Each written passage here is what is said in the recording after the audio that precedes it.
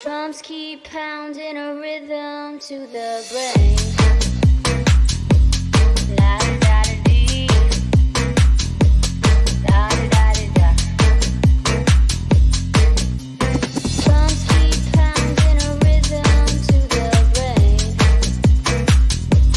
La da da da dee. Da da da da da. What's going on, guys? Welcome back to another live stream with Mitch on the mic here. So today, sorry about being a little bit late, I had a couple of technical difficulties. Today we're going to run through a lot to do with sort of the Worlds Warmup, that sort of side of things. We are live, which is good. Last time we had a couple of issues with that. We're actually live streaming today from Chargers RC. Any background noises you can hear will be coming from that. So apologies for the car noises you'll hear going past us. As you can see from behind us, actually from this side, track's a little bit wet. We actually got rained out today in the last couple of finals, so it's a bit unfortunate, but nonetheless, really good day. It was a day for Sturdy to help fundraise for him to get over to the Worlds. I'm pretty sure we're looking at getting another way to sort of help anyone that wasn't here today. We can sort of, I'm sure, reach out for that. Today, joining me, so we got two drivers actually made the trip over to the Worlds Warmup, I should say, also doubling up as the one-up challenge. So with me today, hopefully Selvaggi will pop back in. For some reason I've lost his cam, but we have Jarod, Ment, and Andrew Selvaggi. Say g'day, guys. What's up? How you guys going? Oh, we're missing your microphone, Andrew. So just pop that microphone. Oh, there we go. Hello, everyone. Special guest as well. We got Matty G there as well by the looks of it. Alrighty, guys. So, Jarod, you're actually still over in the US as well at the moment. Let's start off with the basics. What's the weather like over there at the moment? So when I was in Arizona, it's stinking hot. You don't get a break from the sun, and the only place you want to be is inside the track because it's got aircon. But then down here in San Diego, it's pretty similar to Sydney. I'd say it's like the top temperature is 20 degrees, so it's not too hot. Yeah, sweet. Okay, well, from that, we'll move on, I guess, to One-Up Challenge Worlds Warmup. So you both were over there for the event at Hobby Action Raceway. You know, how was the actual event run? You know, did it go all smoothly and all that side of things? What was your thoughts on it? Or you, Andrew? Yeah, so I mean, Hobby Action's been around for a while, and they're a fairly well-oiled machine. Obviously, last year they had the season finale of INS, and they have one or two large events there every year, including the Brian Kimball Classic and a few other events. So they're a fairly well-oiled machine in that regard. So it was a fair amount of rinse and repeat for the crew there, Larry and Jake Thayer. Kind of using this opportunity for the One-Up Challenge or One-Up Cup, and I've heard it called a million different names, as well as the Worlds Warm-Up. So they use that opportunity as a dry run for the Worlds, including things like tyre tech and all of the kind of pre-race scrutineering and procedures for that. So not only was it a big event where we had quite a lot of international attendance, including all the drivers from the US as well, it was also an opportunity for the team at Hobby Action to kind of flex their muscle and see how things are going to run at the Worlds. So it was an amazing event from my perspective. And Jarod, roughly same ideas? And I couldn't say anything different to what Andrew's just said. It's like they put on a really good event, and it's a pleasure to be at. Yeah. It looked like an awesome event from at least the outside point. I didn't get to watch a huge amount of it, unfortunately. I was a little bit busy on my own side of things. Nonetheless, you know, we don't want to get too much into the track conditions. We're going to go through all that sort of side of things, the tyres and all that sort of side of things a little bit down the line. We're going to talk about just the actual event itself and stuff. It actually feel like, you know, almost a lead-in event to the Worlds. You know, you obviously had like a lot of big driver names there and that sort of side of things doing laps. Was there a fair bit of excitement in the air for, you know, all those world-level drivers being there and racing as well? I think so for sure. Like, at least for me, like being there the week before, and like you see probably all the pros there rocking up already on the Tuesday or Wednesday. So it's like 3 or 4 days of practice. So like the vibe doesn't start on Friday. Like it's a big event from the Tuesday before, and like Map Club Race the Wednesday before.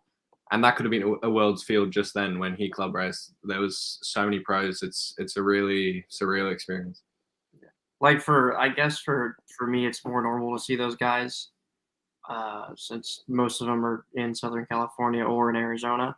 So when we go to an event, they're just pretty much, it's like a local thing for us pretty much. But I think, for people coming out of the country or state, it's pretty wild to be able to go to a club race with, like Orlowski and, like Kovac and all those guys. Yeah, we were club racing, and I counted. We had 10 world championships in the facility.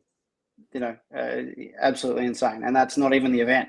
It's you really get to see the guys over there. Matt included. They get to race on a national and international level, week in, week out at a club meet, let alone a regional event, and then a state event, and then a national and world event. It's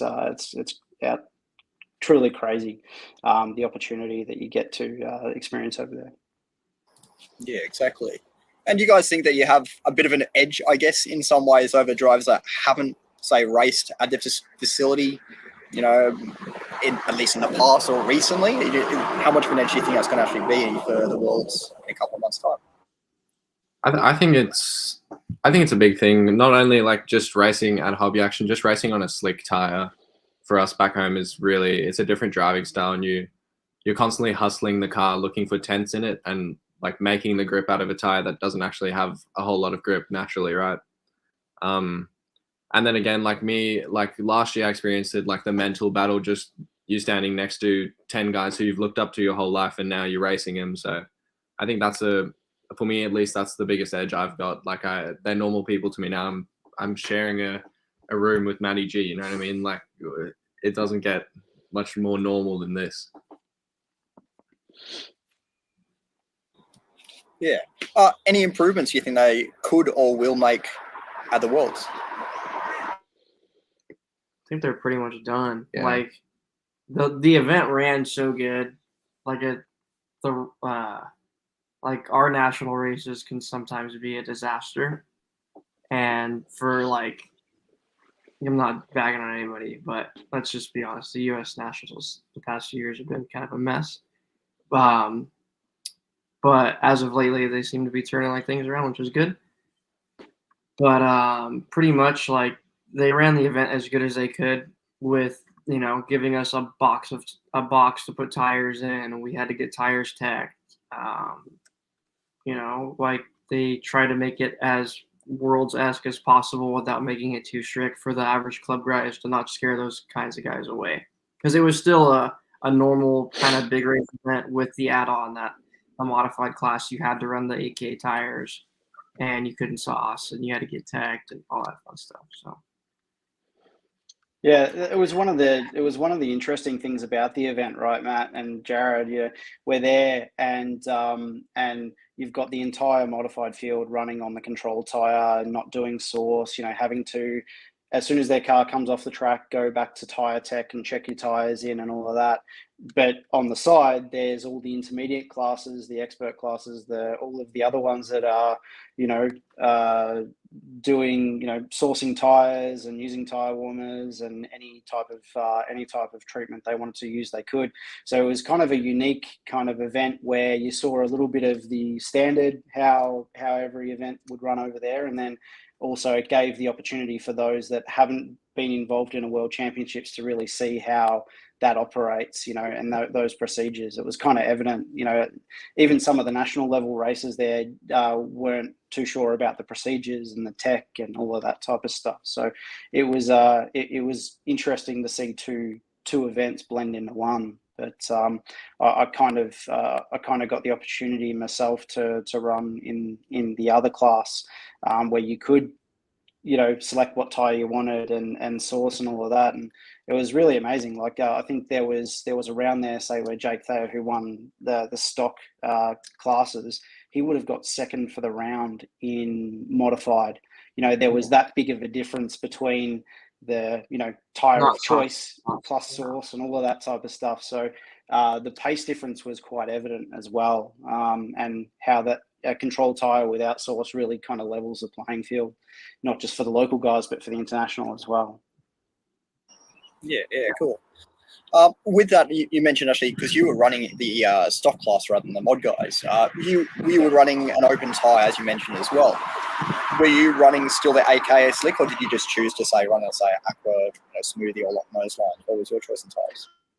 I did some running on the control tire just to see what it was like, and to understand the setup and the discussion that the teams were having. But I ran a J Concept smoothie for my race events. I alluded to earlier, it was probably about a half a second to a second a lap in the spec classes, difference in lap time wise. So yeah. Ran what you needed to be fast. Not that helped my results in any way, but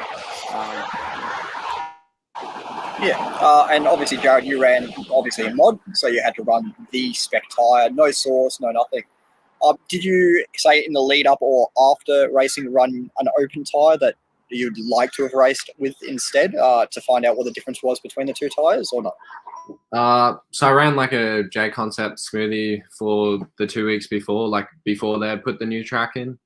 But once they had put the new track in, and from when it was green, I was pretty much on AKs from the go.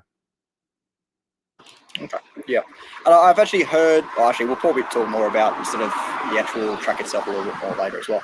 But tyres itself. Okay, so I've heard word, I think it might have actually been Matty G. I think you jumped on the No podcast recently. I've listened to majority of it.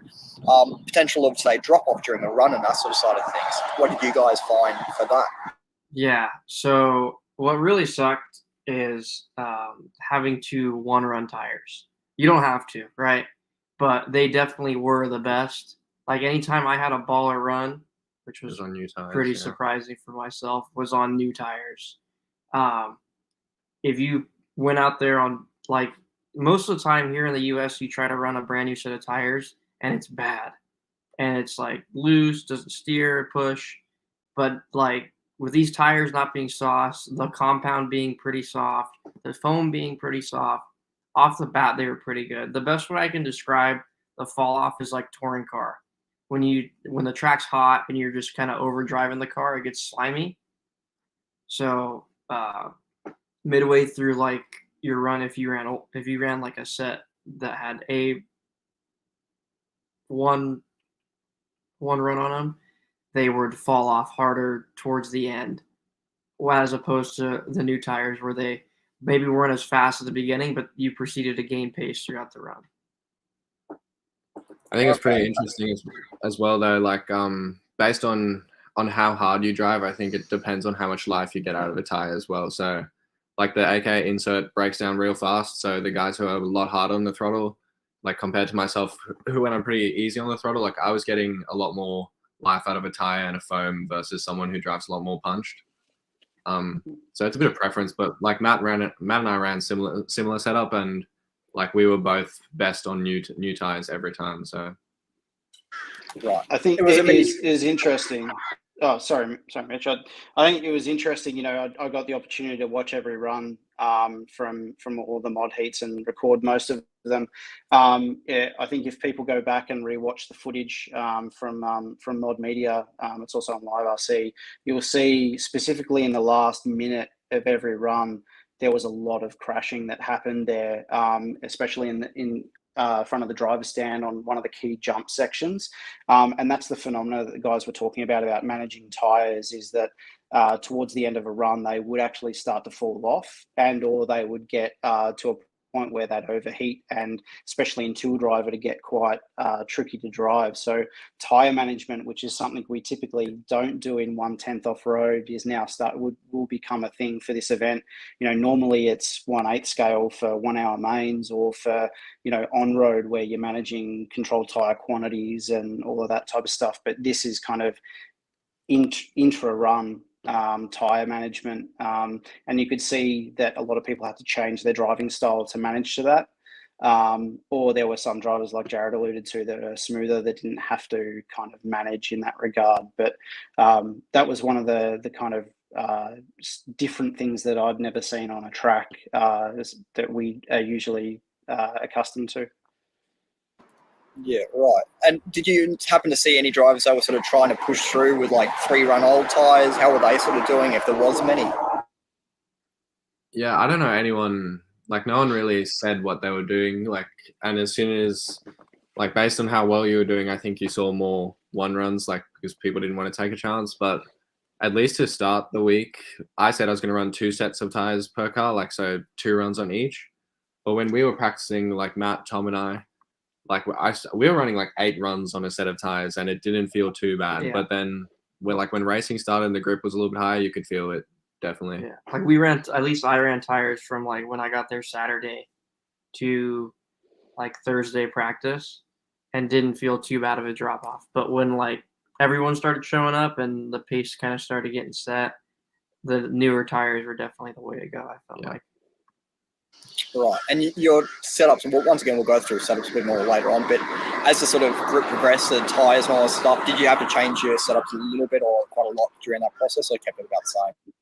So like Matt and I, when like because the track was like it took quite a while to get in, because in that week before, like it was the pros showing up and all the pros weren't running source, and the track needs the source to get some grip in it, right? So like we weren't even running two-wheel drive for 4 days pretty much, because there was no grip and there was no value in practicing your two-wheel drive. So we're just running four-wheel drive, and we kept that setup as well, like knowing the track will come to the cars. But yeah, two-wheel drive, we didn't touch a thing. Four-wheel drive, we chased a little bit, but that wasn't because of the grip. It was just trying to get the car a bit more comfortable.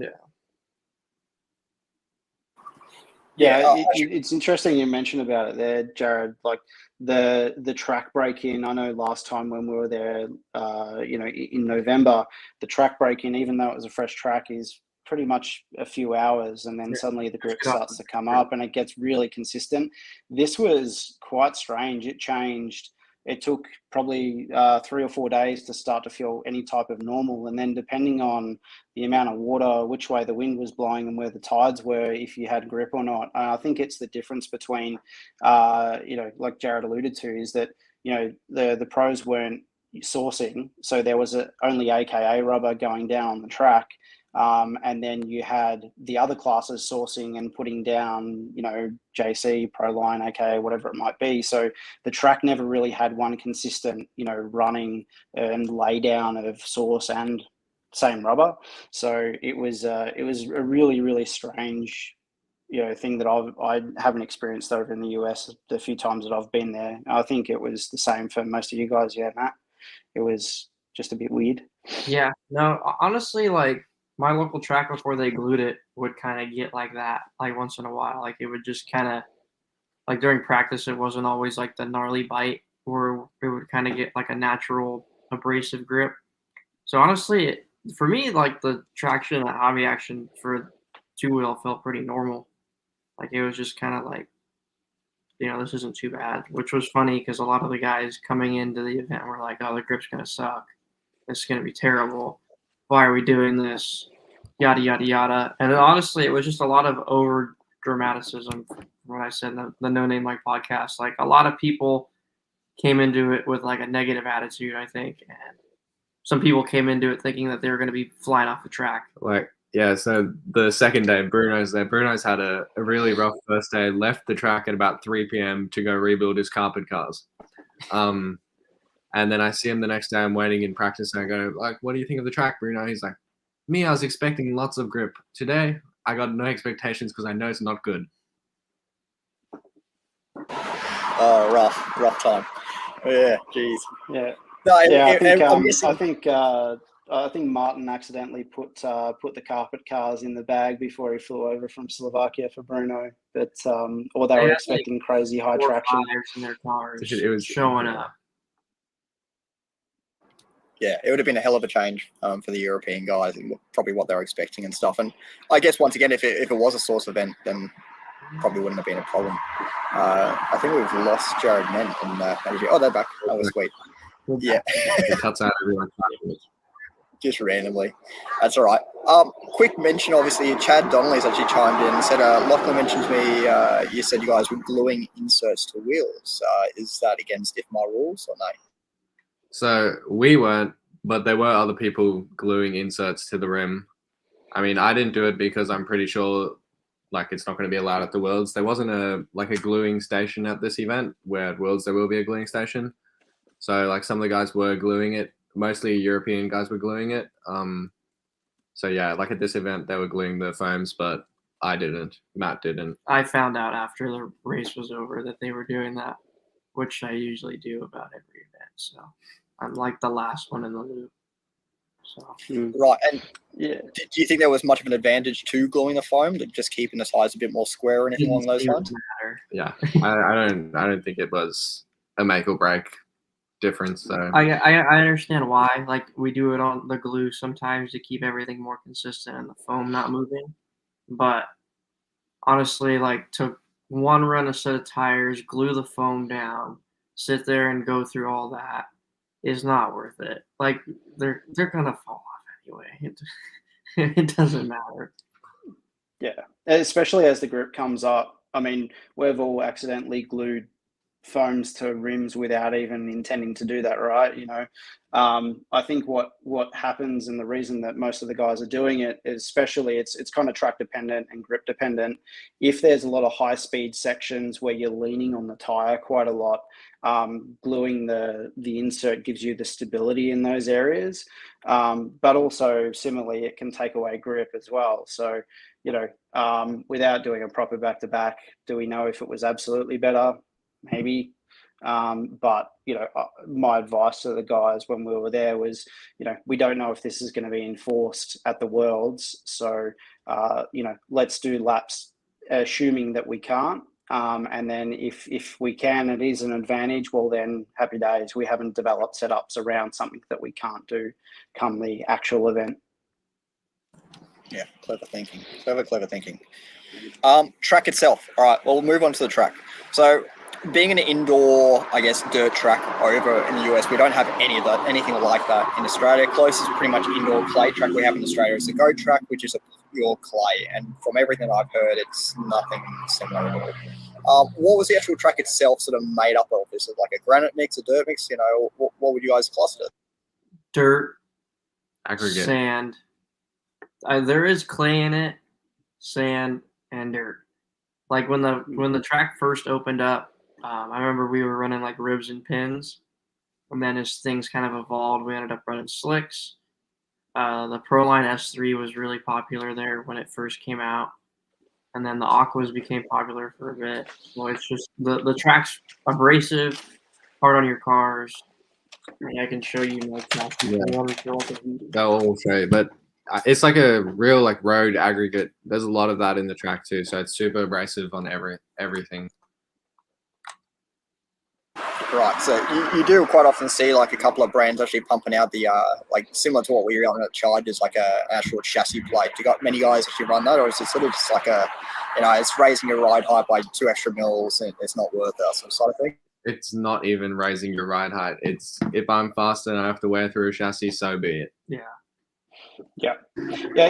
It's interesting that you're talking about this, Mitch. And I was talking to Jarod about it and all the rest of the associated team in Australia when we were at right where you are now at the Nationals at Chargers. Obviously, when we were at the Nationals, we were running things like skid plates on our cars and things like that, and that comes with a whole host of other kind of setup issues and that creates. Sometimes they were positive, sometimes they weren't, and in reality we kind of changed the mindset to a chassis. We're spending hundreds and hundreds if not thousands of dollars on control tires, and it costs anywhere from $80 to $100 for a chassis. A chassis is disposable, and it is a consumable item. They bend, and so in reality it's if you wear through one, you wear through one.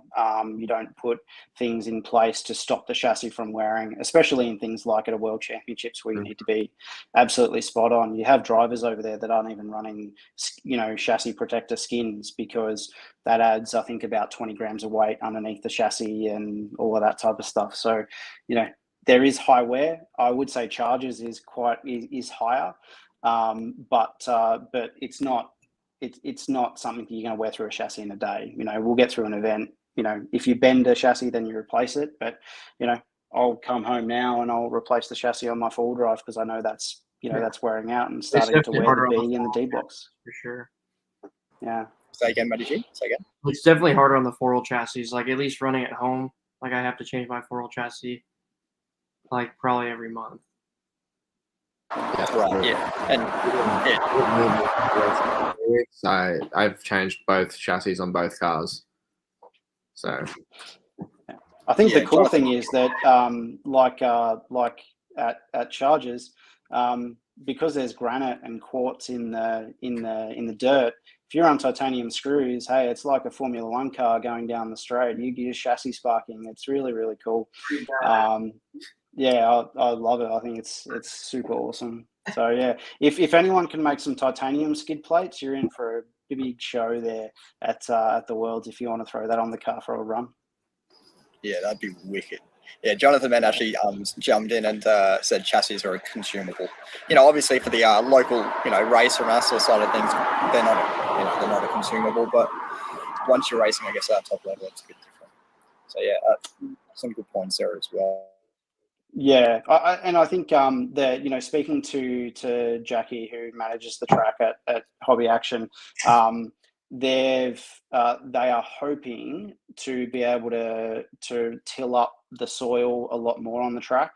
What the guys were saying is that they've got about 2 foot of dirt and the bottom foot is all clay. It's all kind of settled down the bottom, and all the aggregate and all of that's come to the top. So we might actually see a slightly more kind of consistent, less abrasive surface come the Worlds.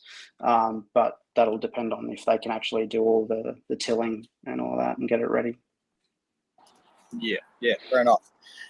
Also a big thing as well, world titles are run over a 6-day racing period with a break day in the middle.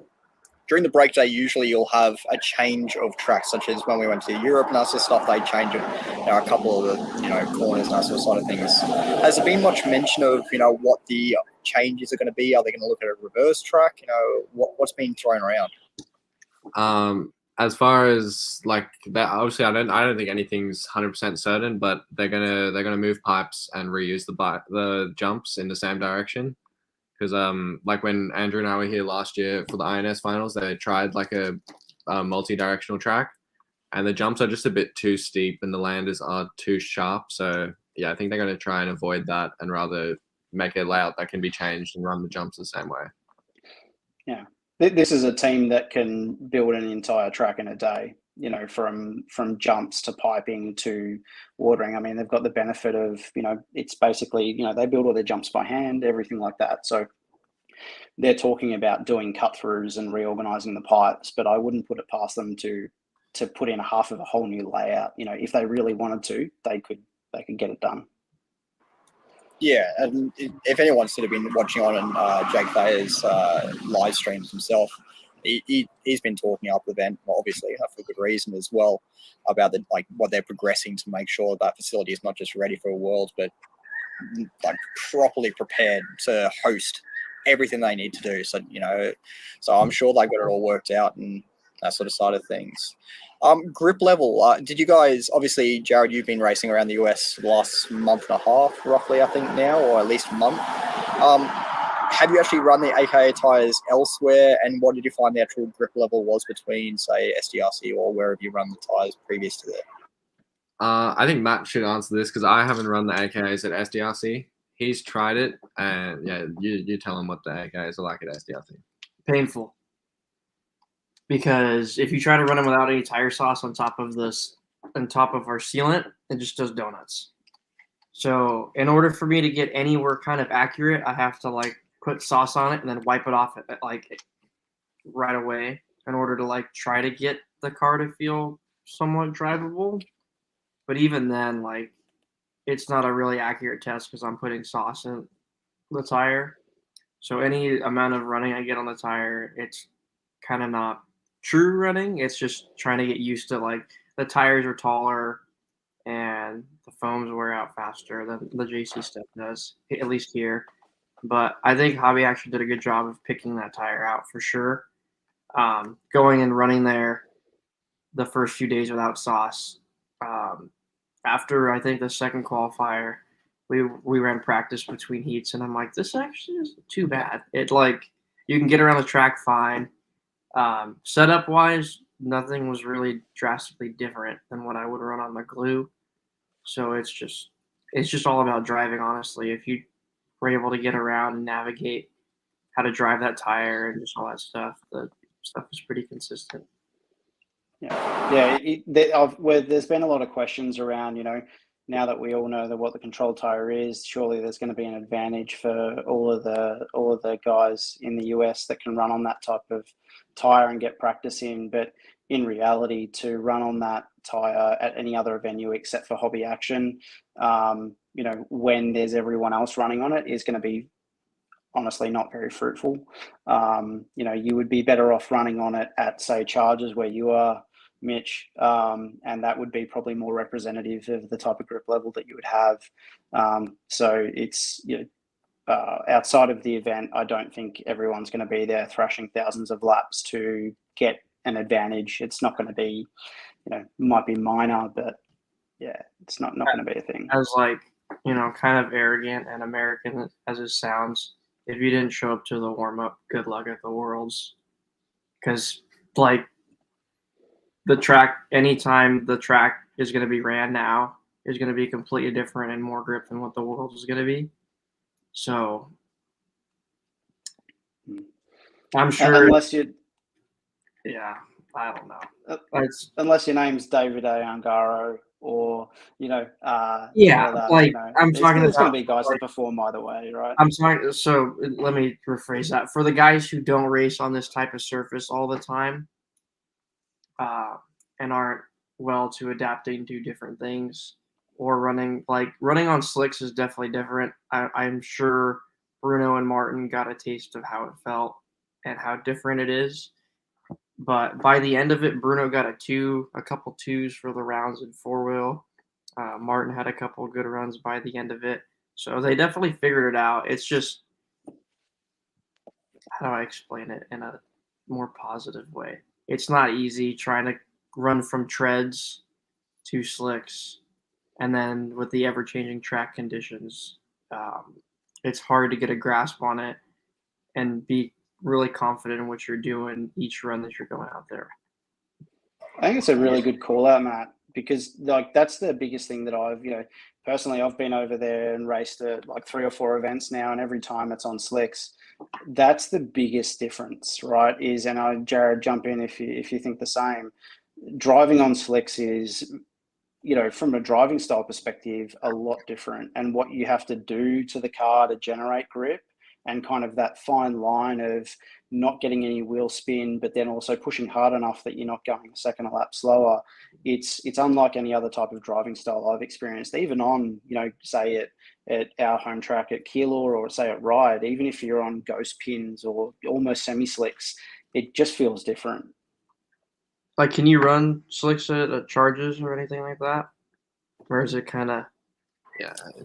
You can run down, we run S3, electrons, that sort of side of thing, positrons and stuff, and you can run them once they turn into a slick. You'll have a slight drop off, I'd say, in grip. You just won't have that sort of probably extreme side bite that you usually would. Yeah.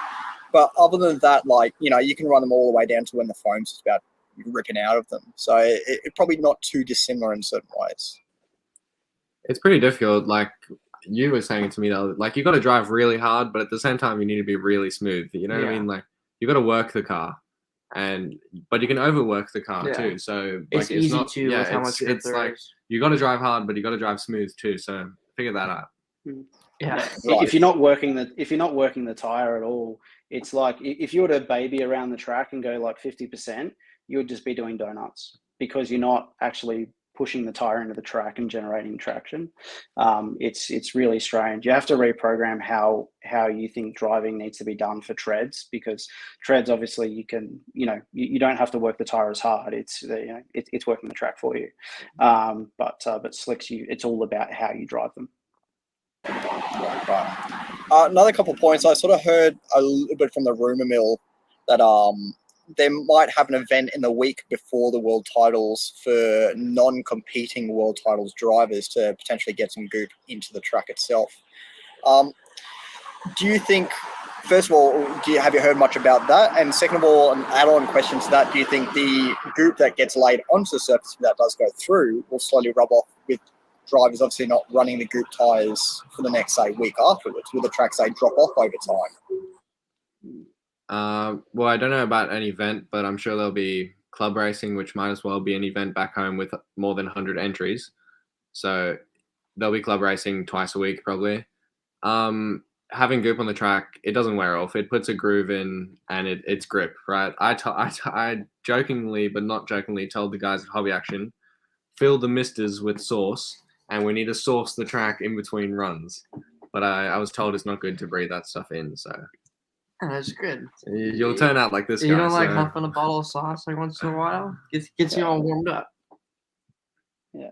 Yeah, I still remember, I think the Sticky Geeks used to have don't put on your tacos on their sauce bottles. I don't think they have that anymore, and I think it's probably No, for a good reason. Yeah, they Still do. will do. Yeah, that's from Matt, by the way. He that's why we have to have those labels on there. I'm not speaking out of school here for and speaking for the Hobby Action crew, but they there is talk they are going to they don't want to be the first laps of the track an official world championship event, and that there's issues with jumps and things like that. So that they are going to get a select group of people that aren't competing at the event to do laps to break in the track, and then also figure out any issues that they're going to have. I'd fully expect that from any club that hosts the world championships anyway, right? But the question of, I don't know if they're going to say, okay, well, everyone, hey, you can only run on AKA tyres, so then we're not contaminating the track with sauce or other rubber, things like that.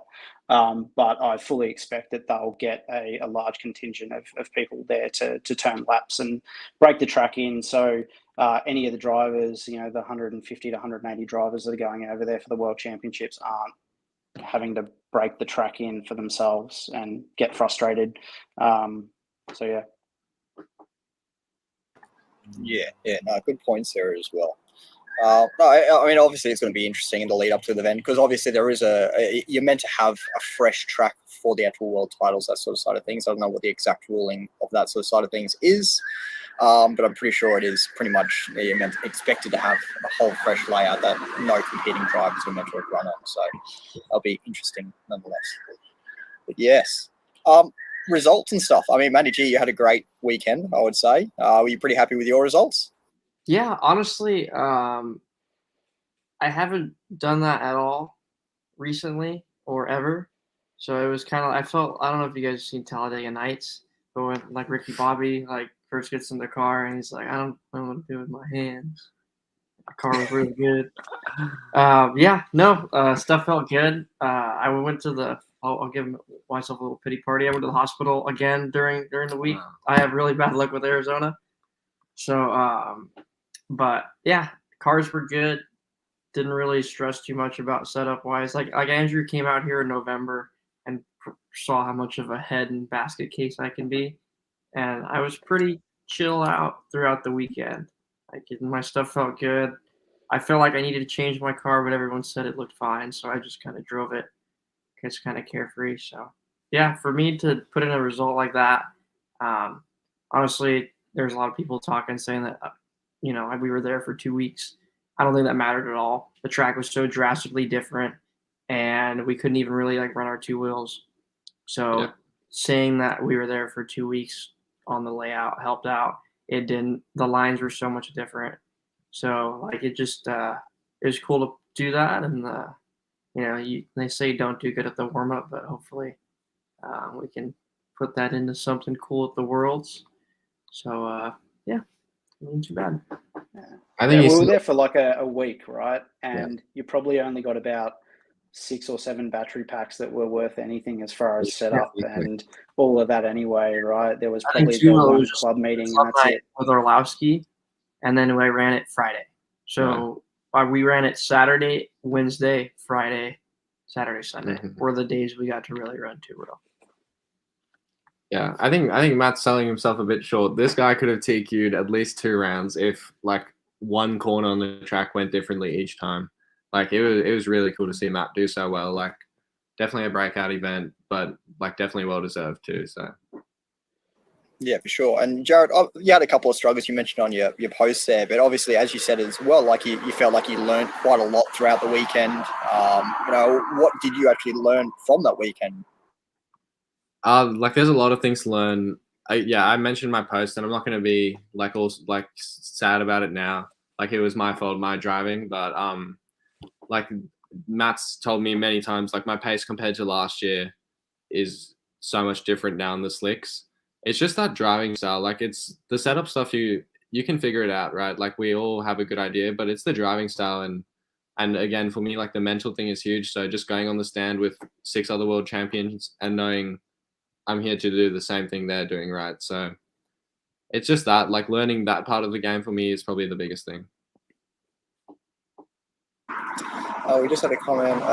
So Clive Silver said harder spring to drive the tire into the track more. I'm guessing that's what he means. Did you guys test any of that sort of stuff? We ran it pretty soft. Yeah, I think some guys Yeah. tried running their stuff wacko, and just we ran our stuff pretty soft. Yeah. We did try it multiple times, and while it looked better and felt better, it was about a second a lap off. Right. And a couple other things. I think Chad mentioned for the tire gluing stuff because Clive sort of mentioned like how do you prove the gluing of the tires and that sort of side of things. Chad sort of just mentioned have officials walk in the tire glue area. Pretty obvious if someone's gluing the insert. Yeah, I guess that's probably a little bit debatable. Like I know how crap I am at gluing tires. I'm pretty sure majority of my tires probably have a glued insert. So I don't know. It'll be a hard one for them for the police. I guess I would just guess a little bit of overspraying the glue. So. I mean, like that isn't noticeable, but when you've got said drivers with just a rim and a foam on it and a bottle of glue, like it's a bit more noticeable, right? So, I mean, I'm sure IFMA knows how to police those kind of things. So, yeah. Yeah, like when I start walking away with the table glued to my hand, I'm pretty sure that they'll know that I've just mucked around and fucked up. And I'd probably do it, accidentally for every pair of tires that I glue. Like I remember when I first started gluing tires, I was gluing my hand on a face. So like if they want to try and police, where you put every drop of glue, yeah, like you said, good luck. Yeah. You should have seen us gluing sidewalls on Wednesday. Dude, oh my, this guy is the worst. He was gluing my sidewalls. I've got a patch of glue, like just a flat spot on the actual tire now. So it's pretty cool. And Clive also, I mentioned pre-glued tires the answer. Can't come fast enough. Yeah, that'll be next level. I don't have to glue anything. That'll be awesome. I can't wait for that. That's the dream. That is the dream. What is going on? Like, everything is buzzing at the moment.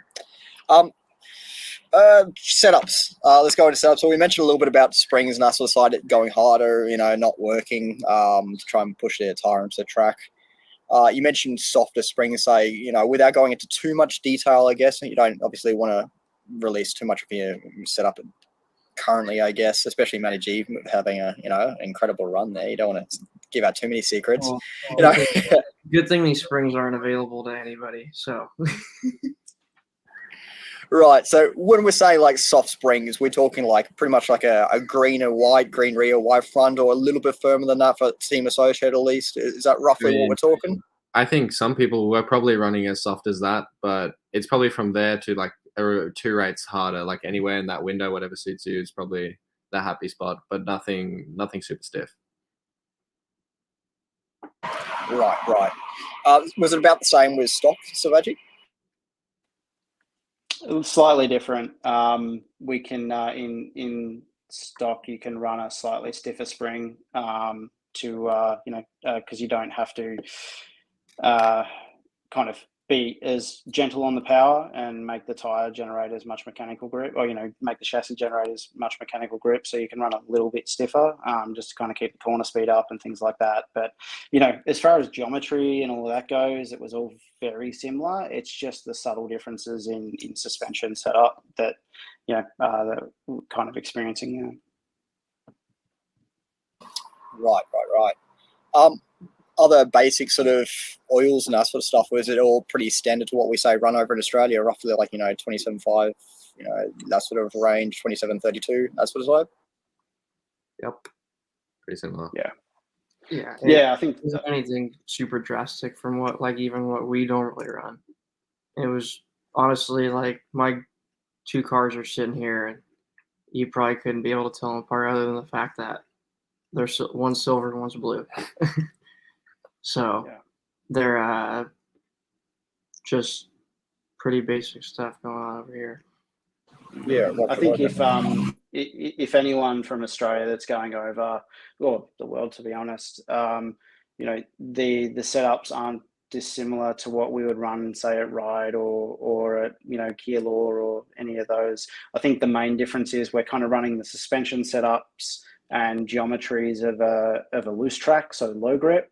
But you're running axle and diff heights of a high grip track, so it's kind of a hybrid between, say, like a Castle Hill and a Ride setup, where you've got a little bit of both.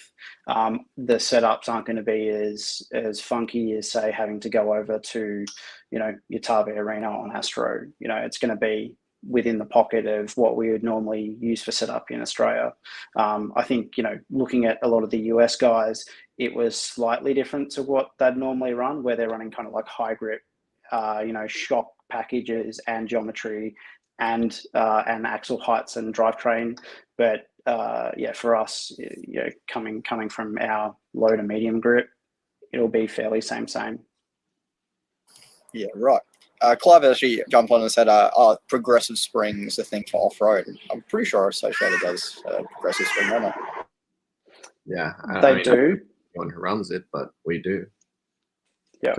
Yeah. So the current 13 millimeter springs are a linear spring, but some may remember our old 12 millimeter shocks. We had the V1 and the V2 springs. The V2 springs are a progressive spring, and there were some drivers there using those on their 13 millimeter shocks. As most it's no secret that you can run the old springs on the new shocks.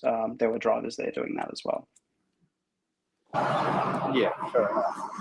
Any other massive setup changes you guys have seen between Australia and what you were running over the weekend? There's nothing crazy. I saw stuff that we do back home, like with the crazy arm sweep and stuff from quite a few people. So it's like, it's not that different with this tire. So yeah, I think. I think for us it was fairly standard.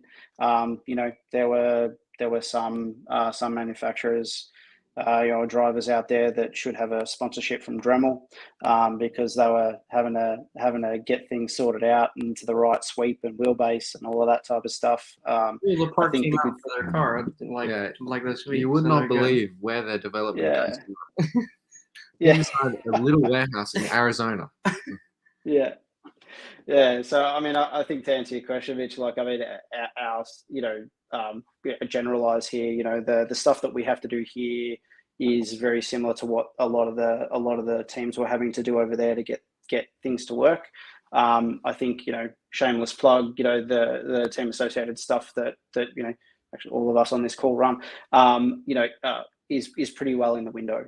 We weren't having to do anything strange, drilling chassis or things like that.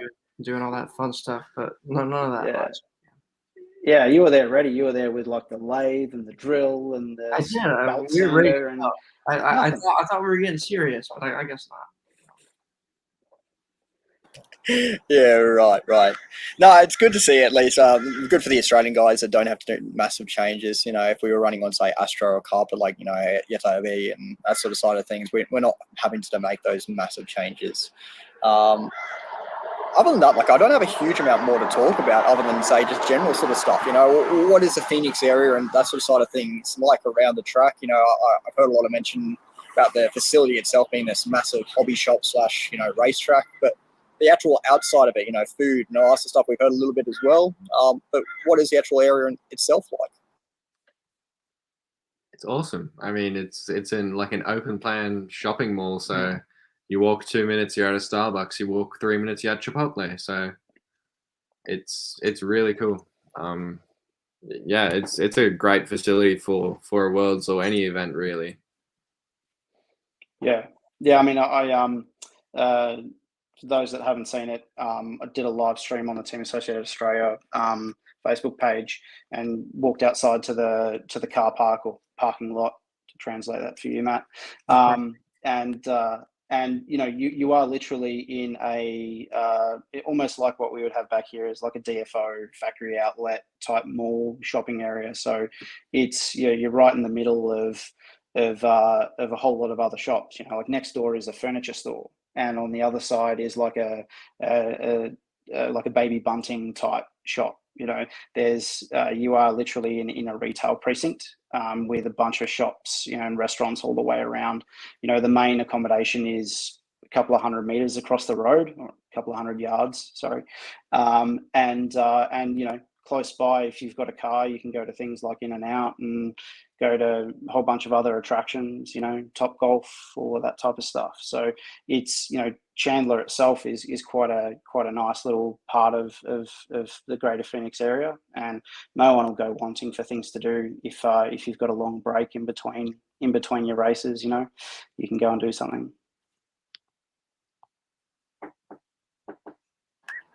Is there you know, what you mentioned a little bit of an entertainment sort of side of things there. Is there some karting there? We could potentially check out whilst we're there and see who's the best in the karts.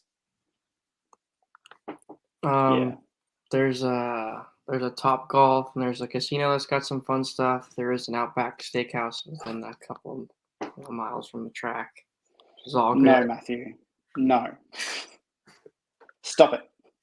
You gotta tell them the story at least. You know, we went to Outback, and the manager. Dude, the manager came over because he heard our accent. It's like he wanted us to go home and just tell everyone, like, this place legit. You know what I mean? It was so stupid. Yeah. Albert Steakhouse, different. Yeah, they're different. That's for sure. Like, Yeah. Outback should not be a thing. There's nothing Australian about Outback Steakhouse. Like literally, not a thing in there. You know, maybe the kangaroo signs and things like that. But yeah, everyone assumes that a bloomin' onion is something that we have over here. Like I've never had it anywhere else except for at Outback in the US. But answer your question though, Mitch. Yeah, there's some Top Golf, and then there's also K1, which is their kind of franchise karting, kind of one of their businesses over there. So indoor electric karts, close by. Then a whole bunch of other attractions and things like that. You know, if people are interested in going to, you know, the range for some, you know, target practice, things like that. You know, there's a bunch to do. Yeah, awesome. And I mean, we will have pretty decent breaks between rounds. I'm guessing the actual breaks that you would have had at the actual one-up challenge would have been quite comparable to what we'll be having at the Worlds, being, you know, that it wasn't just the mod classes. You had obviously the stock classes. I'm pretty sure you had like a sportsman style or something along those lines as well, being, you know, American general racing. What were the general gaps between sort of driving on the track to the second round and the next driving, that sort of things? Like an hour between runs. It wasn't too long because it was like one-up buggy challenge. So like last year, INS was probably longer because they're running short course, they're running truck and everything else. With it being like buggies only, there was like 20, I think it was 20 heats to a round. So it wasn't too bad. Yeah, I think the only different thing that, you know, maybe even some of the US guys aren't used to is that the way they stagger your runs in qualifying and practice at the Worlds. You know, sometimes you can be first up in, you know, heat one of practice or qualifying, and then you'll be the last run of the next round. The way they kind of stagger the heats, so potentially you can end up with at a World, say 7 to 8 hours of sitting around because you're only doing 2 or 3 qualifiers that day, and the way the staggers fall, you could end up with a bunch of time on your hands. But yeah, what Jarod said, like an hour and a half maybe was the most we had. Fair enough. Probably will be a fair bit longer, I'm guessing, for the world titles. I think over in Europe we had probably a good 2.5 hour wait between rounds, if I remember rightly. Yeah. No. Comparable facilities and stuff, I guess, in different ways between Europe. Obviously, Selvaggi went over to the Worlds, same as me. For Europe, this was roughly 3 years ago now. But it would have been 2019, so yeah, we're in 2023 now. So it's lost track. But yeah, so comparable facilities in a different way. Obviously, a Hobby Action, massive facility when it comes down to a hobby shop itself included, whereas I guess Hoodie facility was a manufacturing sort of side of things. We had, we had the ability to go for a tour around X-Ray facility and see what they had to offer for their racing side of things. With their actual hobby shop there, parts, support, and other stuff, what is it, I guess, comparable wise with Hoodie Arena? I guess it's all related to Andrew here. The track facility, I mean, it was slightly different at Huddy, right? Because we didn't pit in the track. We pit in the on-road indoor track area. So, we had a walk of, a couple of 100 meters to get to the actual racing venue. So as far as the setup and all of that is, you are trackside where you're pitting. And as far as the track goes, obviously it's a smaller track. The one at Huddy was an 1/8 scale size track. But as far as pit space, you get a decent amount of pit space. You get a pit mat rollout length of space, so it's quite good. And everyone will be there pitting in next to each other and trackside. So that'll be the big difference, is it won't be as quiet compared to, say, Huddy or other Worlds. Even at China, because it was outdoors but semi-indoors, it was fairly quiet. But this will be, you'll have the race announcer, you'll have everyone pitting, plus their pit guys, plus their support crew, and all of that. So it'll be a lot of hustle and bustle, so to speak. And I think you kind of alluded to it earlier. There's, obviously they're an operating business as well. So day to day, they are a hobby shop. They'll be hosting a world championships, and then people come into the hobby shop wanting to buy balsa wood for their plane, things like that. So it'll still be an operating business during that time as well. Yeah, that's pretty epic in itself. Like it, just to be able to, as you mentioned, operate a business whilst having realistically the biggest event in our side of racing. Obviously, I'd say the 8 scale is probably more prestigious in a way, but at least for the 10 scale side of things, it's the most prestigious event, and to be able to run a hobby shop at the same time is pretty epic, I'd say. Yeah. We have been talking for close on an hour now. I do actually have a video that Selvaggi has sent me. I'm hoping that it'll play at least. What I might do, I might play that after I sort of see you guys off. So that way, after that, I can sort of have a bit of a chatter out other things as well. But first of all, I'd like to thank you guys, both of you, for coming on. If there's anything else you guys want to discuss or talk about, whether it be the racing sort of side of things, the track, the tires, anything like that, feel free to shout it out now and sort of keep on after that. I think if anyone who's watching, I think there's about 20 people watching. If you've got any questions as well, feel free to fire away. Yeah, good point. I had neglected the commentary recently. Let's have a look. Clive, he's got a heap of questions for us. I might have missed it, but are the tires run and done, or are used tires, can they keep on the pace? We have pretty much gone through that, but if you boys wanted to just quickly gloss over that one.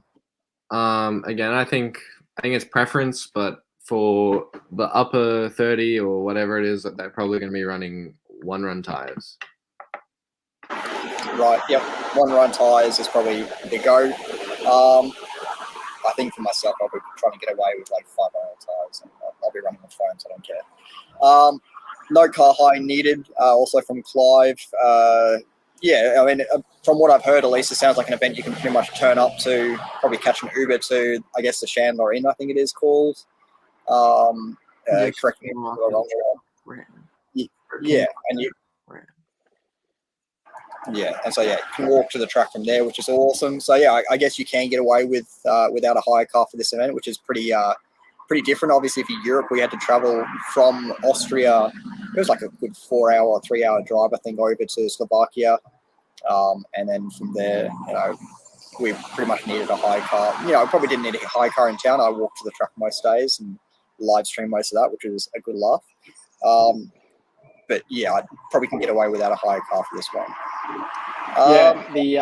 If you're if you've got any ailments or anything like that, while it is a close walk, it's it's still maybe 300-400 meters, and it's when we were there, and I think it'll be mostly the same in September. It was like 38 to 40 degrees Celsius out. Matt, that's like 100 to 105. So it's quite warm. So sometimes, albeit close, a little bit of a hire car can be a bit of a reprieve if you don't feel like trudging in the heat. Yeah, for sure. Another comment, Anthony Miller's jumped on and said, can you walk the track beforehand? Yeah, you can definitely walk the track beforehand. We, once again, over at the European Worlds, there's a preparation day where you sort of glue up tyres, have a look at everything, have a look at the pit setup, where you're going to be pitting, that sort of side of things. In that time as well, you're more than welcome to say, walk the track, take videos or take photos of it, dig a couple of holes. No, you can't dig holes. But yeah, anything along those lines, you can pretty much have a look over the track and that sort of side of things. And Zach Ryan, question for Jarod. When are you coming back to Race to Glory, Jarod?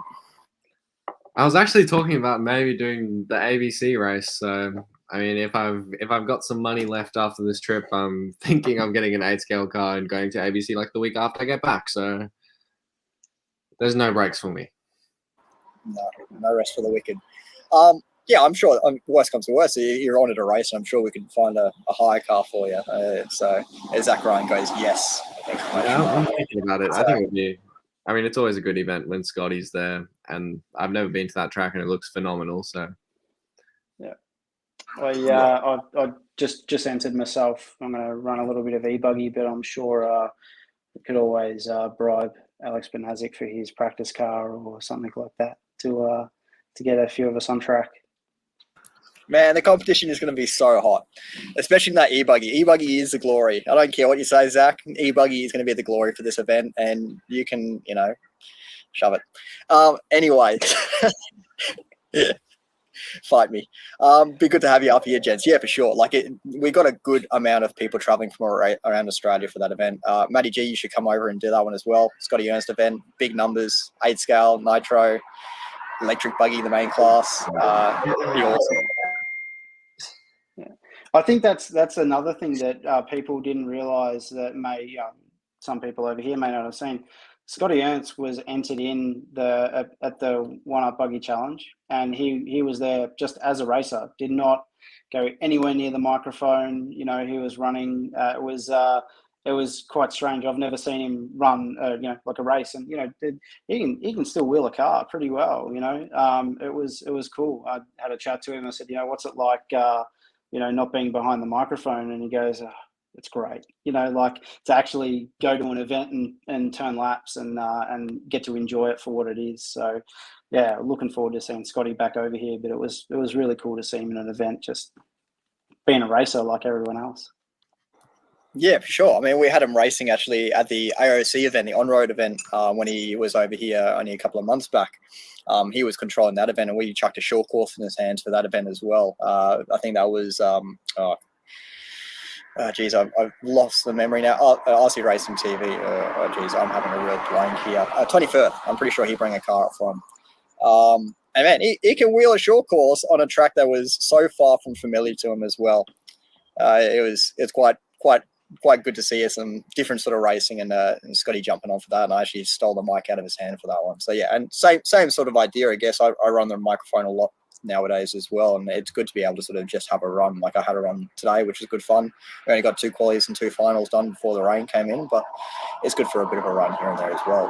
Got a couple more things. Maddie, when you're coming over to visit, we have First World Hospitals over here. So if you haven't heard, I lost my spleen the last time I went to Hobby Action. So We haven't found it still. yeah, literally, you lost Actually, it, misplaced it. it was taken for medical examination due to the rare cause of it rupturing. So I am a modern marvel to science. But yeah, that's that. Zach Ryan said also EP has more entries for the ABC event at the moment, and don't tell Paul Mason. So Matty G, Paul Mason is our local legend over here, probably one of the nicest blokes you'd meet. Terrible racer, I always give him stick, so I love beating him. He's probably my favourite person to beat in the whole world. So yeah, can't let Paul Mason know there's more EP going. Alrighty, boys. I will happily let you guys go. I am going to keep on streaming for a little bit longer. I'm going to play a bit of footage from the event that you took, Andrew. I believe that you took that footage at least. Hopefully I'm still. Yep, I'm recording at the moment. We're going to play that. You guys feel free to leave during it, I guess, if you want. If you want to hang around, we're going to have a bit more of a chat afterwards, but up to you guys. Obviously getting pretty late over in America. I'm pretty sure it'll be past midnight just now. Matty's ready to go party. We're up at 7:30 to go to the track. So. Yeah.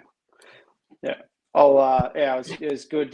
Good chatting to you guys again, Matt and Jarod. You know, enjoy the next 5-6 weeks you got left there, Jarod, and look forward to you coming back home, mate. And yeah, blink of an eye, we'll be back over there again. So yeah, I'll see you soon, Matt, and try not to lose a kidney or something else between now and then, please. Or, anything.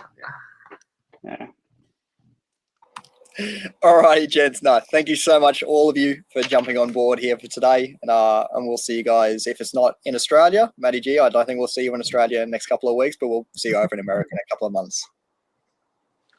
Cool. See you, Mitch. We'll see you guys. Sweet as, guys. All right, here's a bit of footage from the event, guys, and I'll be back and streaming in just a minute.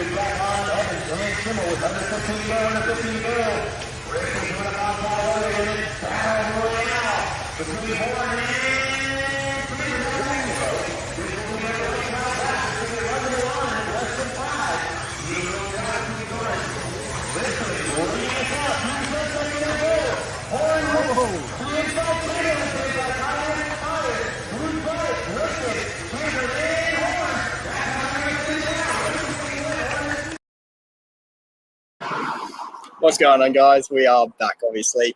We've lost our lights here, so we're going to start, I guess, we'll have a quick chat, and then we'll sort of wrap things up, I guess. So, obviously, massive thank you for Chargers RC for helping me out here, guys, for starters. We are obviously starting to get quite dark here. Lost our lighting, but yeah, not a big deal, nonetheless. So, obviously, racing today, we're racing at Chargers RC, where they're getting the best of us at the end. But a couple of things I actually want to talk about for the racing today. The Chargers RC Club has actually introduced something that I thought, in my personal opinion, was always going to be like a downfall to RC, but they've changed it and run it in a different way. So the sportsman class. I think a lot of times in Australia, we tend to rag on the US system of having, 13 different classes, where they virtually have a class for almost every trophy hunter, right? I feel like Chargers have actually changed it up a little bit to actually allow for the newcomers, the people that don't actually want the trophy but want to have fun. They've introduced that sort of side of things into it rather than it just being like a trophy hunter style sportsman class. Something a little bit different for sure, and something that I think is actually going to be beneficial to the Southeast Queensland region. And this obviously isn't just coming from the fact that Chargers have helped me out significantly in the past. It's actually, I think, somewhat improving the racing in the Southeast Queensland region. So big ups to the Chargers crew for sort of implementing that. I think there is other things that we can definitely improve, though, not just in the Southeast Queensland region, but also the national-wide system, I guess. A couple of comments coming through as well, guys. Nathan Tanti, he said, "G'day, Selvaggi." A little bit late there, I think. But nonetheless, don't need light when you're shining light, man. Yeah, got a couple of phones cracking on here now. Paul Mason saying, "Love you guys." And Gather saying, "Time to take my partner home." Yeah, it is getting late. So yeah, really cool system they got here at Chargers, and definitely something that I think a lot of clubs can implement and try out. So the idea behind it is it's an open motor system. If the drivers that have sort of just turned up and gone, "Hey, I've got, so and so two-wheel drive buggy, anything that just runs with two-wheel drive virtually, or two-wheel drive car. Doesn't matter what motor in it has in it, 13.5 motor, 17.5 motor, a mod motor, chuck it on the track. Realistically, it's not going to be a massive difference in pace for a driver running mod that's only ever driven on a track once or twice before, in comparison to a driver running stock. If anything, even on a high grip track like what Chargers is probably little to no benefit to running a mod motor. If anything, potentially worse off. So different take on it, obviously. Looked like a really fun class. It was good fun to call. I only called a couple of races today. We got young Sturdy to jump on and run the mic. Looks like Paul Mason's actually watching on from London at the moment. What time would it be over in London at the moment? It'd be early morning, probably about 7 a.m., I believe, over in London at the moment. Correct me if I'm wrong, Paul. When are you coming back racing as well, Paul? We're missing you over here. Not really, nonetheless. How many turned up for Sportsman? So we had pretty much a full field, 8 a.m. over in London. We had pretty much a full field of sportsmen. A couple of local drivers obviously jumping on into that as well. They would just prefer the actual fun side of things. And just imagine still backstage. So there we go. Good grid of sportsmen. Well, I think we had between 8 and 10 for both two-wheel drive and four-wheel drive sportsmen, including a couple of local guys that are just in it sort of for the fun rather than want to race other mod drivers on a constant stuff. And it is challenging. It's a challenging class, especially in the mod, to sort of jump in from, say, either racing stock or if you're first time just running a mod car, to get chucked in with a heap of other mod guys and go, all right, well, because you have this motor, you have to run with the mod guys.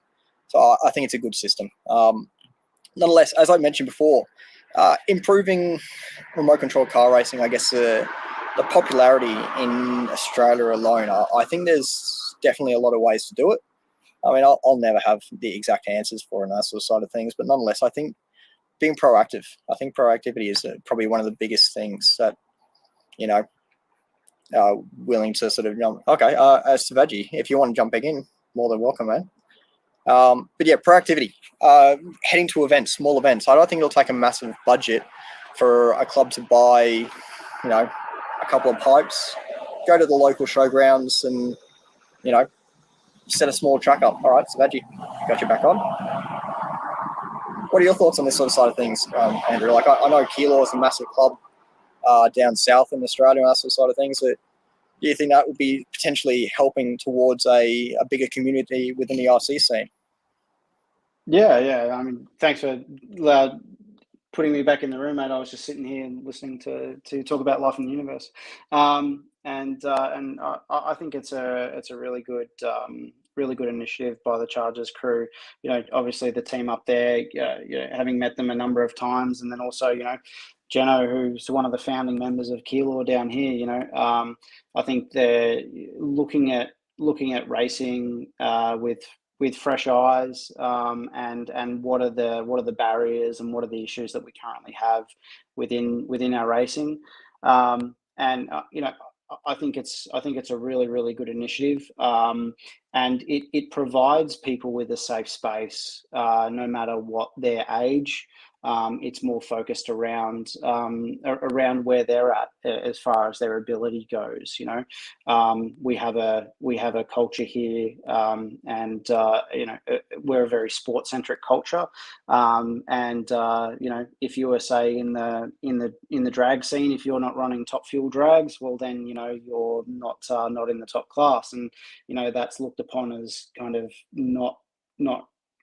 It's not a positive thing. It's like, why aren't you running with the big boys? But the reality is there's a very small amount of people that can drive these cars or any type of sport at that elite level. So I think providing people with a safe space to compete against people at their same level, and for them to be able to just enjoy racing for what it is, and not have to throw new tires on it and not have to do all of that stuff.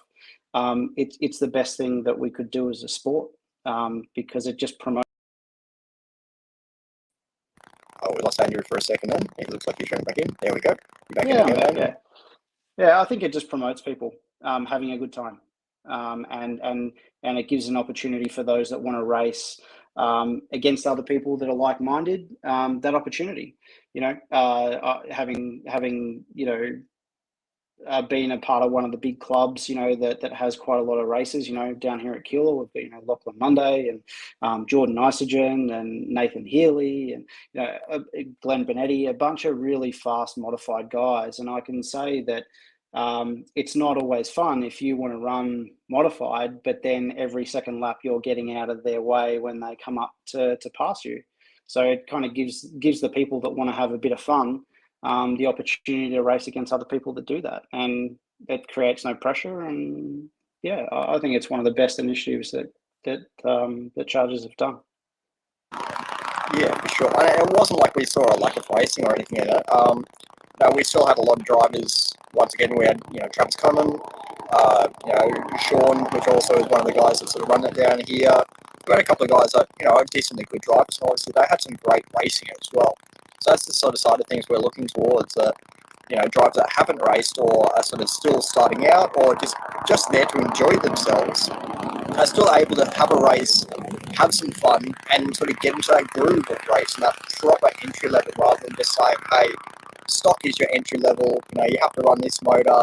You're probably going to get flogged by the guys that have been running it for sort of 3 years and have put $2,000 into their cars, but that's our entry level. It'd be good to have like a proper entry level designated class, I guess, in a way. Obviously, that's not a hit out at stock by any means. I personally would like to have a stock national so I could race in stock myself.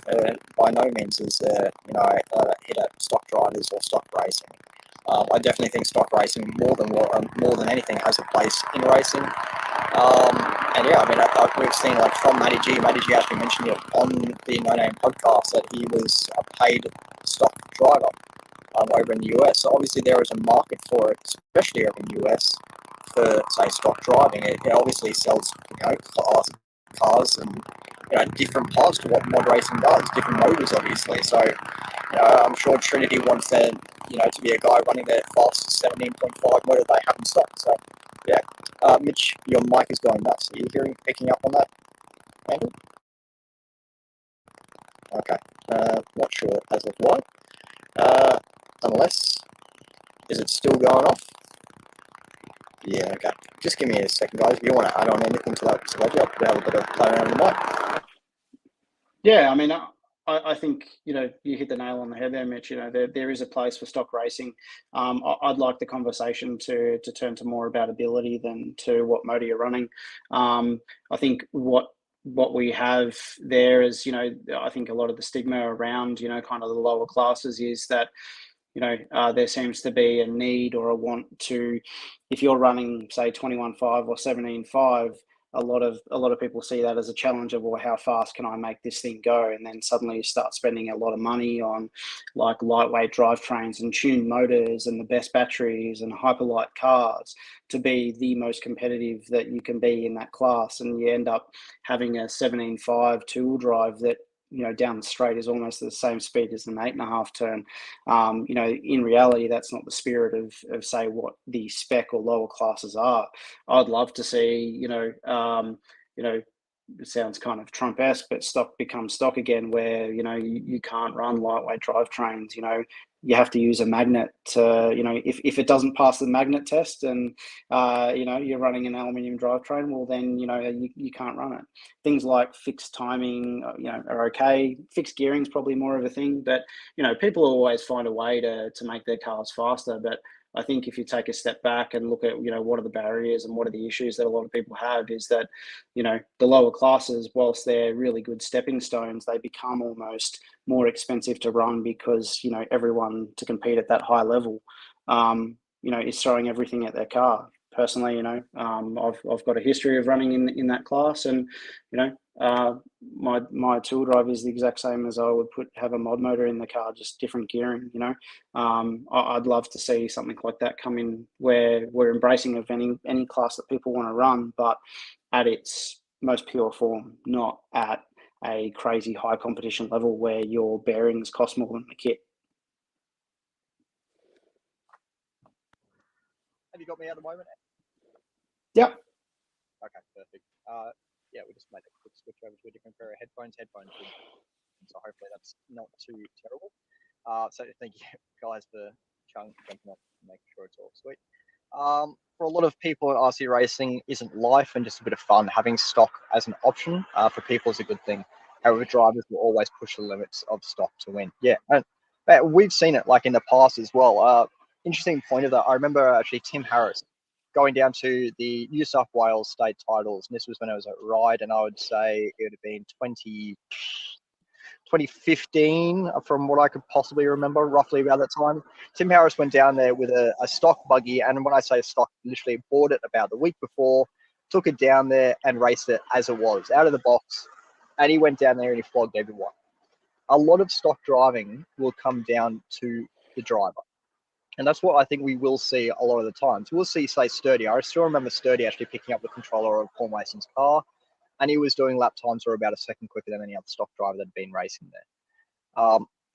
So I think a lot of it does come down to the driver. A lot of probably overthought is probably coming into it when it comes down to sort of the extra $1,000 spent on titanium this, titanium that, aluminium screws into the motor and that sort of side of things. But I guess I'd say in a certain way as well, it potentially does put off the average Joe stock racer to go, well, I see this, and these guys are going pretty quick with an extra $2,000 chucked in their car, and go, well, I'm not really willing to chuck an extra $2,000 in the car. It's already cost me $1,000, just to try and go, 0.2 of a second quicker.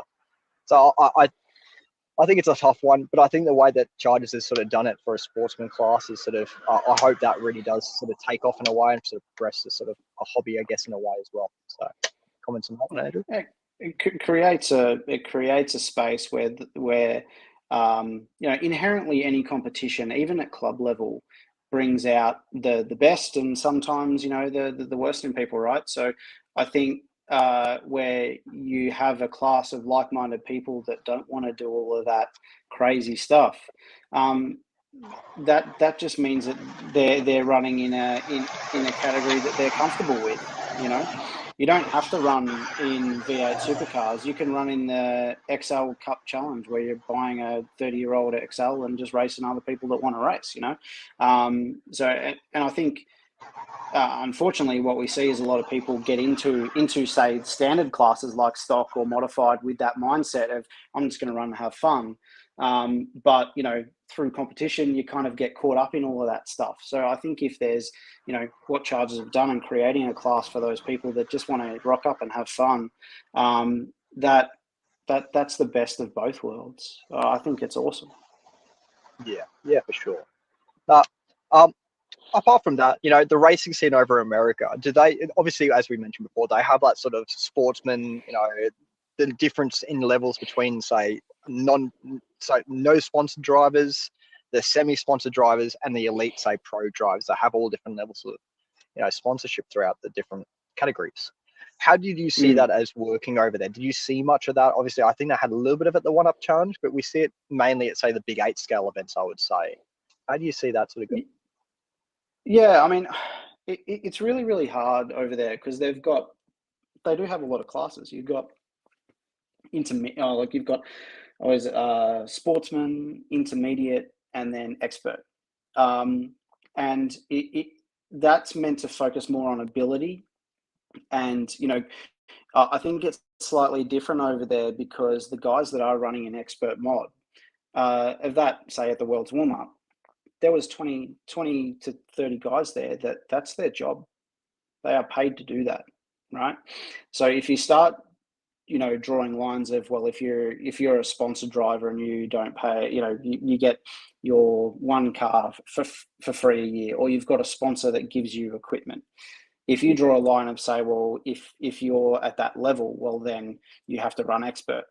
Is that really fair against guys where that's their 9 to 5 job, and you're trying to, even though you might have a really awesome sponsorship deal, you're competing against Spencer Rivkin and all those guys. So they have these other classes where, say, intermediate, there's drivers in there that are on quite good sponsorship deals, but it's not their job. They're real estate agents. They're whatever it might be.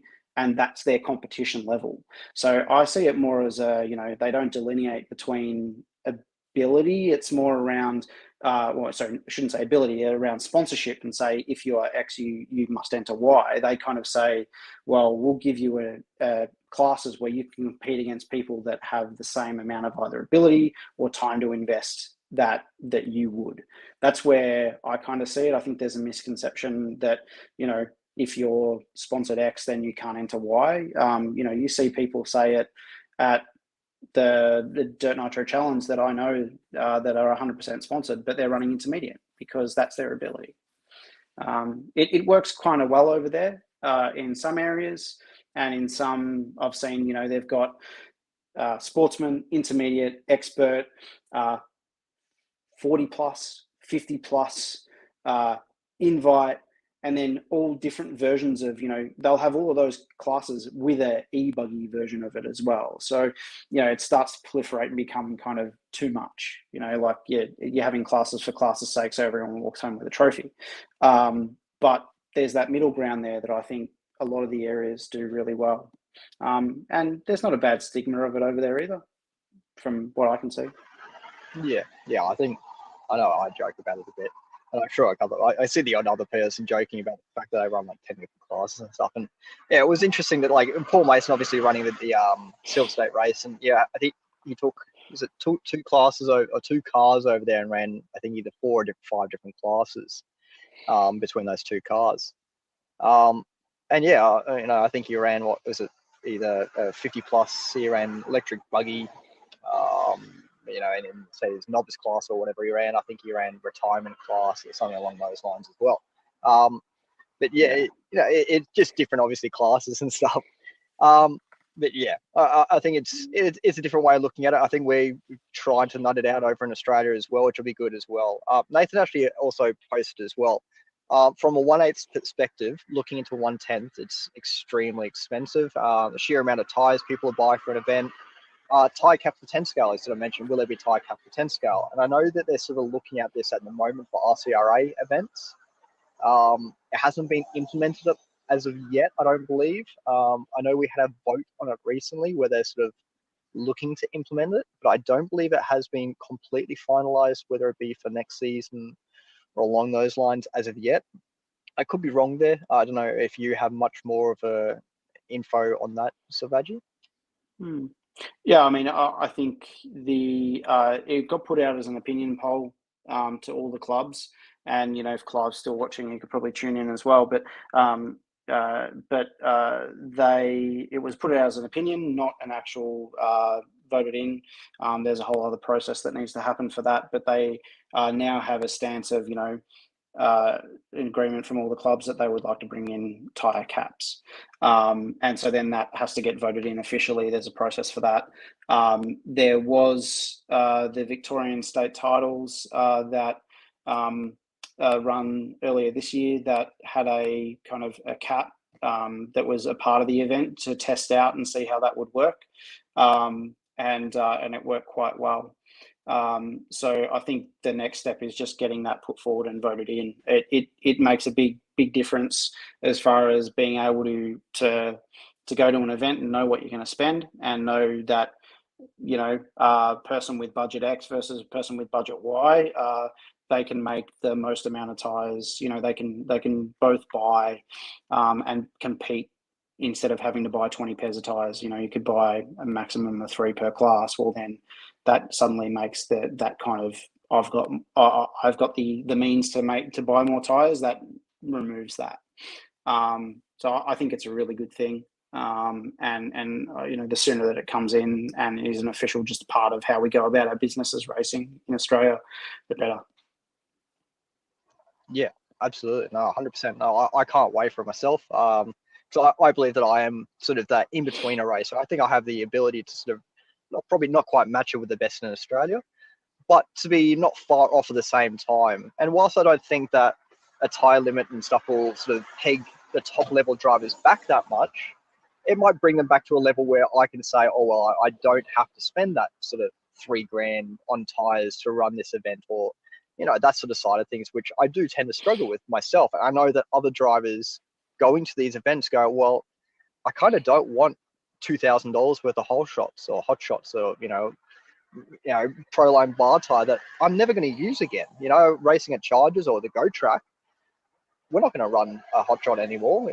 We don't need it. So it definitely, if it's limited down to say, realistically 3 tires per class plus your practice tires, it comes down from a price tag of say, potentially up to $2,000 down to maybe $200 to $300 for a whole event, which is a significant amount more reasonable. It's still pricey by all means, but it's available to the people that loves the hobby, I guess, and a lot more available to the people that are still testing the waters with the hobby. And I think that's the biggest thing that we need.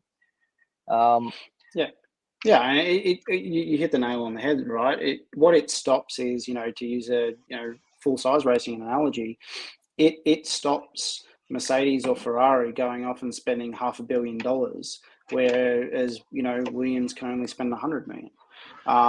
They're still competing in the same field. It's just you're removing that not temptation, but you're removing the option for them to be able to spend a lot more money and then potentially get a better result because of that spend. You want it to be a fair playing field for anyone that enters. That it's just enough that everyone can buy the maximum quantity and be competitive, and there's no disadvantage depending on how much money you have in your wallet. Yeah, for sure.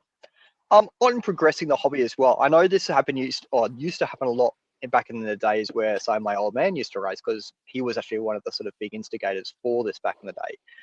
We tend to not see it nowadays. I think one of the Southern clubs actually did it recently, which was go to, say, a showgrounds when there was an event on, set up a little track and hold either a mini race meeting or just something that the people that are walking around these events could actually see and be entertained by us racers and having a little go, even potentially giving a controller to some of the local kids and going, this is what we do, have a quick play, turn the radios down to 10% throttle or whatever, and make sure they can't just slam into a wall.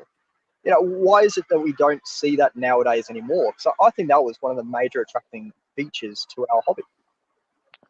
Yeah, and it's one of the best things that you can do.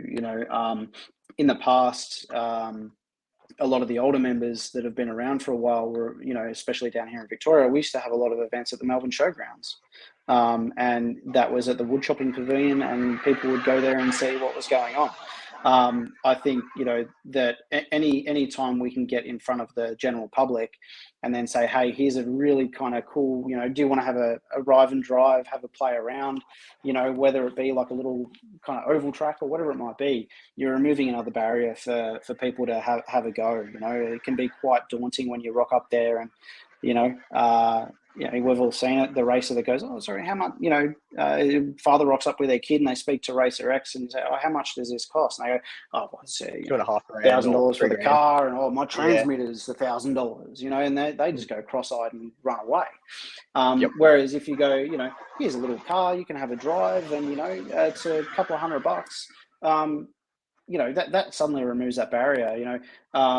We've noticed that down at Keilor, especially now that they've just renovated the children's playground behind where the track is now for anyone that comes to Keilor anytime soon, and it's one of the largest kids playground I've ever seen, and there's always birthday parties and everything like that there, and suddenly you've got this influx of people that are trackside that are seeing these cars. You go, wouldn't it be awesome if we had just like a little kind of track like what you have up at Chargers there for the off-road, the real off-road track, and a couple of try and play around cars? Suddenly you've got all these new people come in that could be future world champions, that that you're giving them the opportunity to join the sport, not you're waiting for people to come to you. The clubs need to be active in getting out there and removing barriers. I think that's, if we could do more of that, we'd have 2-3 times the amount of people in our hobby. Yeah, I don't think it's going to take a massive amount of effort, but I think the hardest part is, with today's world, how it is realistically, the time is probably our biggest struggle. I think most clubs around Australia I know of, like Chargers is an awesome club that has a massive member base and also a massive amount of people on the committee. And they probably have I think it's roughly about a 7 to 12 strong committee base. Whereas I know like Logan, they'll struggle to pull more than say 3 or 4 people for a committee. And when you have a committee of that size, it's hard to run a club, let alone say go to an event, pick up a heap of pipe or sandbags or just something to make out a track. So I think it is obviously difficult time-wise for the smaller committee clubs. I think that's almost, and I'm not trying to bag out any club. I think it's a great opportunity for the clubs that have that sort of bigger committee, aren't running a massive amount of events per year to go, hey, all right, well, maybe this is our time to go, okay, let's try and branch out a little bit into the community. Let's go to, the next, show and shine event that's at the, say Tweed Showgrounds or whatever, and go, all right, well, it costs once again $100 for pipes, or we have some old pipes just laying in the, backyard here. Let's chuck a bit of sand in them or just peg them into the grass there, and we'll make an oval track, build a quick jump in the middle of it, and go, all right, well, there's our track for 20 guys to run around intermittently, for a day. Yeah, well, it might rub a few people the wrong way, but I kind of, we're always assuming that it's on the clubs to be able to organise and do that. But in reality, we have an opportunity, and as a sport, our organising body has an opportunity where we sanction events every year. We have a large national championships and we have state-based races as well, where we get the best in from Australia to race. And as far as the show goes, it's the biggest, it looks the flashiest. We've got the most amount of people, the most amount of volunteers, all of that there. Is there an opportunity for, say, like an organisation like RCRA or whoever it might be, even just the state-based, kind of organisations, to say we're going to have a little mini track, and not as the club who's running the event, but as a racing body as a whole, we're going to do this to try and promote our hobby. So then that brings more people into the clubs, instead of having it run by each club, and those that have and those that haven't can't offer that service. I think there's that large indoor race at Silverstone, over in the UK, where BRCA, which is the body over there that runs their racing in the UK, took the opportunity to set up a little test and try track. It's an event that's not sanctioned by them, but they know everyone's going to be there. It's in a high exposure area, and they want to focus on bringing more people into the hobby, which then joins the clubs, which then makes them more prosperous. So, we could look at it from the lens of it's on the club, or we could look at it from the lens of maybe we need to think a little bit more as a whole racing body. How do we get more people in? I don't know, I'm just going off on a flight of fantasy here, but at what point is it on the club that may have members and may not, or what point do we need to start looking at other organisation bodies? Yeah, higher up people. Tony Firth actually raised a good point as well there. One of the issues that PDNR, which is a big on-road club down south, have faced is that these community events, such as show and shines, showground events, and that sort of stuff, are now commercial exhibitors, and you need to pay to be involved. So obviously that is a big thing. It doesn't seem to be as easy as it was 10 to 20 years ago. So it's still possible, but just takes a lot more, it takes volunteers a lot more time to make it happen. So yeah, I'm guessing PDNR, they're probably one of the most active clubs I've seen within Australia. And if anyone can do that sort of side of things, it's probably that club. And if they're saying it's difficult, obviously it is difficult. Obviously not impossible, but yeah, interesting. No, that's a good point as well. Yeah, I think Chargers is a really good example where you've got that secondary track, and you could have some club cars, and to a couple of people's credit, we've got Ray Monday down here, Team Associated Factory Driver, who's donated a couple of cars to Keilor for any kids that want to have a try on the track. I think, say at Chargers, potentially you could do the same thing, and they're not racing on the same track that all the big races are at. They can go and have a fun run on a really kind of cool little small track, and it gives them a safe space to have a bit of fun. So, each club's different, but I think there's opportunity there if people really want to do it. Where say someone like myself as representing Team Associated can come into the play is where we might have an old car. We can say, Club X, here you go. Here's a car for you guys to have and to get new members or new kids in to run. And we don't care if it breaks. We don't whatever. We'll keep fixing it, and you can kind of keep using it as promotional material. Yeah, exactly. So I'm just in the process of packing down at the moment. Yeah. Well, at least my partner is, at least. So yeah, we will start to wrap this up, Andrew. We've been talking for about an hour 45 now, on and off at least. Getting quite dark here, I will say. Pitch black behind me.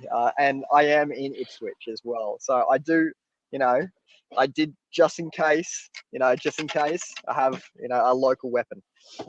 Keep the camera recording at all times. Yeah. Yeah, if I just suddenly get dragged off, it's either someone mugging me or my partner dragging me by the ears saying we have to go home. So one or the other. Or both. Yeah, or both at the same yeah. time that they've gained up on me. Yeah, I'll stop talking, Mitch. Thank you so much. Keep doing what you're doing, mate. And awesome to see the upgrade in equipment. Onwards and upwards. Absolutely. No, thank you very much, Andrew Selvaggi. Thank you for jumping on. Obviously, Jarod, man, he's clocked off, and Matty G for jumping on board as well for this one. Good chat. This is going on Spotify as well, guys. So if you do want to re-listen to either my Facebook, YouTube, it's all out there now, guys. So Spotify will probably be up in a couple of days to a week. So if you are watching on still, you got a bit of a preview, obviously, or you got to watch it live. Nonetheless, thank you very much, Andrew, for joining us. And we'll talk to you either very soon in Australia with any luck or in a couple of months over in the US. See ya, matey. All right. So thank you very much, obviously, for both those guys for jumping on board for the stream today. Obviously, getting late here, as you can see from the background. Much thank you, both Jarod, Matty G, Andrew. A fair bit of time goes out to sort of helping me out running these sort of side of things. Thank you for everyone for watching as well. Without people jumping in, commenting that sort of side of things, it does make it a little bit more challenging for sure. And all the comments come in quite handy when it comes to especially really good points from say Tony First jumping in and saying, this is actually what's happening at the moment to make it a little bit easier / harder for clubs, running events at the moment. Coming into the next few months, guys, I personally am looking to go over to the Worlds. I am looking for a little bit of extra backing and ISA side of things. If there are any sponsors that are wanting to sort of, help me out and also get their name out within the RC community, we have had a steady stream of viewers throughout this, and views lately have been really good. It's still on the up. As Andrew said there, we've got better and better gear, and that's sort of slowly but surely improving over time. We're looking to make a bit of a world's trip out of the US. It's going to be a bit of Mitch on the mic on the road. So if you are looking at supporting me over that period, I'm hoping that whilst we're over in America, we'll gain a bit extra traction over there as well. So any extra involvement for the Mitch on the mic side of things, guys, would be much appreciated. Obviously, the Sturdy situation today. So the Sturdy race out here at Chargers, I'm sure that there will be avenues if you wanted to help him out to get over to the US as well. So if you are still looking to help Sturdy out after today onwards, we had a big raffle and stuff for him to help get him over there. I'm sure there's avenues to help them out, whether you message them directly, message a Chargers Club or something along those lines. Tony Firth also just mentioned free test drive cars are a must for any club that wants to grow. Anthony Miller, I'm not 100% sure who won the raffles. I think there was a couple of guys that weren't here that did rent the raffles. Probably not the guy to ask as of me, but I'm sure there will be someone out there. All right, I'm going to get going, guys. Thank you so much for tuning in, guys. Once again, I'll be on Spotify. If you did enjoy the stream today, feel free to give us a like. It does help out a fair bit. It's that sort of side as well. Get us exposed a little bit more. And we'll see you guys in the next one. Peace out, guys.